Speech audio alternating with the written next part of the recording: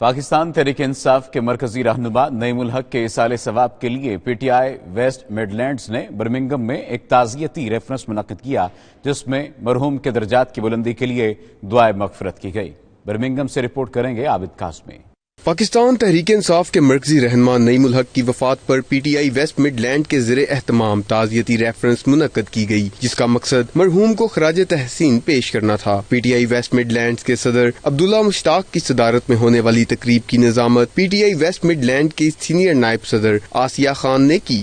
نعیم الحق صاحب کی جو وفات ہوئی اس کے لیے ہم نے یہ مغفرت کی دعا کے لیے ہماری ٹیم نے یہ چھوٹی سی محفل کا انعقاد کیا، جس میں ہمارے تمام خواتین و حضرات نے شرکت کی۔ تعزیتی اجلاس سے secretary general West mid land Abdul Rauf Mughal, سابق صدر Midland Chaudhry Khadim Hussain, senior رہنما زاہد بھٹی اور دیگر رہنماؤں نے خطاب کرتے ہوئے مرحوم نعیم الحق کو زبردست الفاظ میں خراج تحسین پیش کیا۔ ان کا کہنا تھا کہ مرحوم نے اصول پسندی اور مثبت سیاست کو اپنا کر تحریک انصاف کو فعال کرنے میں بنیادی کردار ادا کیا۔ ان کی وفات سے پیدا خلا کسی بھی صورت پورا نہیں ہو سکتا۔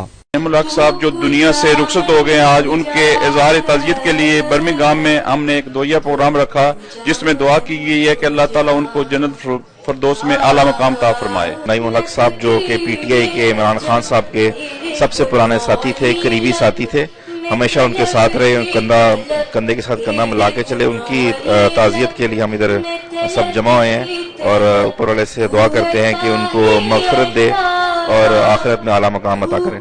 شرکا نے 92 نیوز سے گفتگو کرتے ہوئے کہا کہ نعیم الحق نے پاکستان میں انصاف کی بحالی اور حقیقی تبدیلی کا خواب دیکھا۔ ان کی شبانہ روز جدوجہد کے نتیجے میں پاکستان میں پی ٹی آئی برسر اقتدار آئی۔ P T I waste mid land کے زیر اہتمام ایک تعزیتی ریفرنس منعقد ہوا، جو کہ نعیم الحق مرحوم کے حوالے سے تھا۔